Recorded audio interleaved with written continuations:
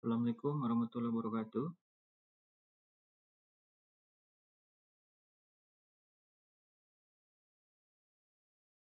Selamat malam semuanya.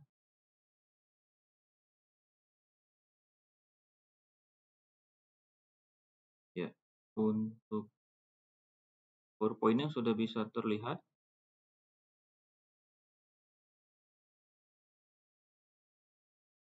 Nah, pembahasan kita ya untuk pertemuan ini tentang distribusi sampling dari mean ya, di mana distribusi sampling dari mean sampel ya itu merupakan distribusi mean aritmatika dari seluruh sampel acak ya berukuran N yang mungkin yang kita pilih dari sebuah populasi, di mana ini merupakan rumus ya jika sampling dilakukan dengan pergantian atau populasinya tak terhingga ya. Kemudian ini sampling yang dilakukan tanpa pergantian dari suatu populasi yang berukuran N besar ya,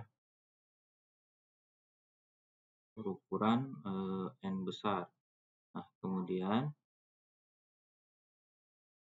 mean dan deviasi standar distribusi sampling mean itu nilainya N yang besar, N lebih besar 30 ya. Kemudian distribusi sampling mean mendekati suatu distribusi normal ya, terlepas dari bentuk asli distribusi populasinya.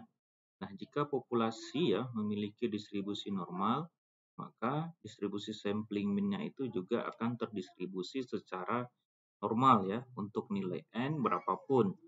Itu tidak tergantung dari ukuran sampelnya.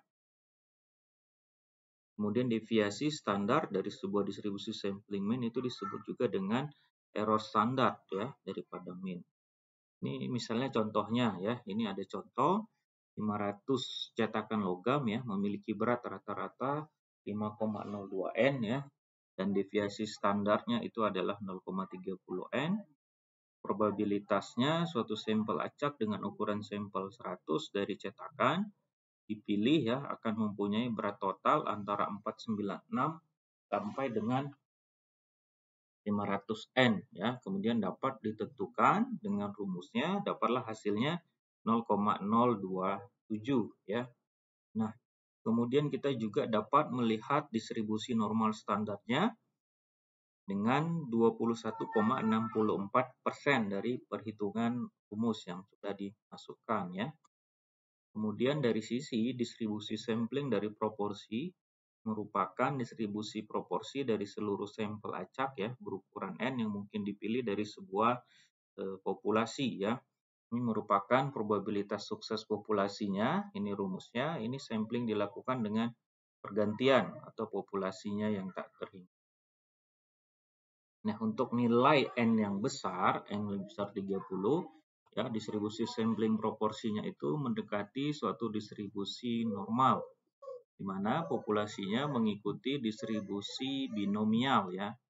Kita harus melihat variabel diskritnya sehingga kita memerlukan faktor koreksi ya.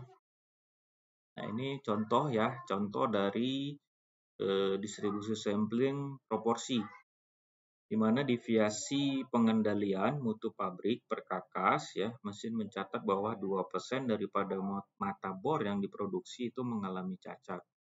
Sehingga jika dalam pengiriman satu batch produk terdiri dari 400 mata bor, maka probabilitas banyaknya mata bor yang cacat itu adalah 3% atau lebih ya. Maka distribusi sampling proporsi hasilnya adalah 0,007 ya, kemudian ZP-nya 1,25, mana proporsinya lebih dari 3% ya. Kemudian materi berikutnya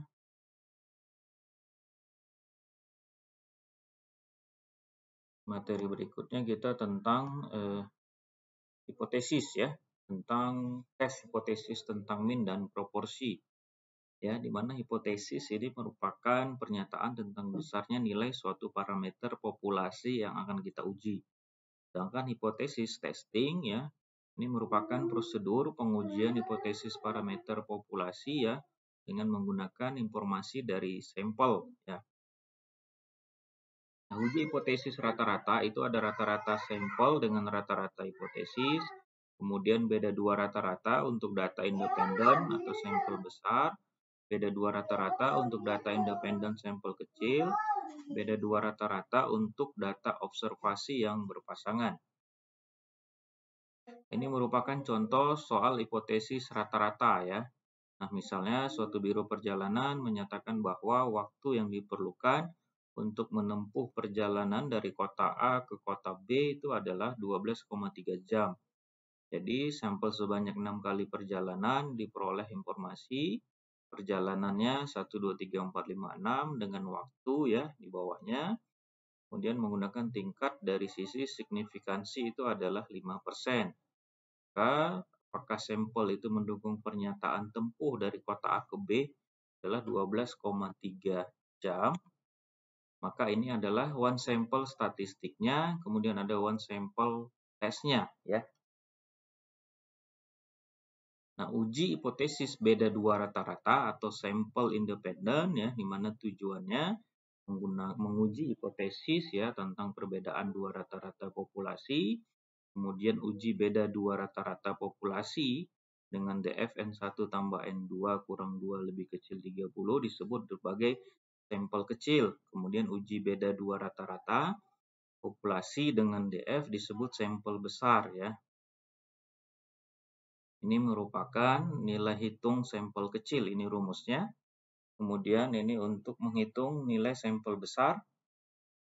Nah, prosedur kita melakukan suatu pengujian hipotesis itu ada analisis rumusan hipotesis, nilai kritis, kemudian nilai hitung, keputusan, kemudian ada kesimpulan. Nah, ini juga rumus untuk kita menentukan nilai hitungnya ya. Kemudian uji hipotesis proporsi populasi ya, tujuannya menguji hipotesis terhadap proporsi populasi ya, yang berdasarkan informasi yang kita peroleh dari sampel ya.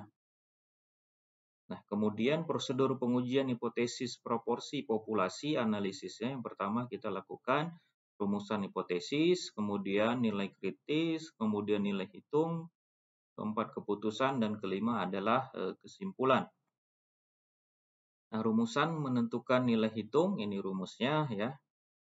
Kemudian contoh soal ya, uji dari hipotesis proporsi, di mana perusahaan jasa misalnya menyatakan bahwa 65% konsumennya itu merasa puas atas pelayanan yang diberikan. Untuk membuktikan pernyataan ini, maka dilakukanlah penelitian ya dengan meminta respon dari konsumen perusahaan. Misalnya kita melakukan suatu survei, diperolehlah informasi bahwa dari 250 konsumen yang memberi respon itu terdapat dari 165 konsumen ya. Sehingga sampel yang diperoleh itu mendukung pernyataan tingkat signifikansi 5%. Maka jawabannya, analisisnya, rumusan hipotesisnya setelah dihitung dengan persamaan yang ada, rumus yang ada H0 V sama dengan 0,65, HH V tidak sama dengan 0,65, nilai kritis Z-nya lebih kecil sama dengan 1,96, nilai hitung Z sama dengan 0,33, keputusan H0-nya diterima, kesimpulan ya, konsumen yang menyatakan puas adalah 65%. Demikianlah materi yang bisa disampaikan, kemudian silahkan diaktifkan videonya, saya mau ambil rekod absensi kita terlebih dahulu.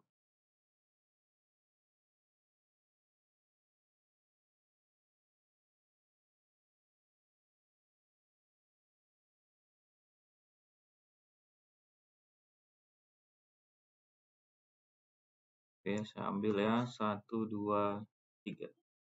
Oke, saya save dulu ya.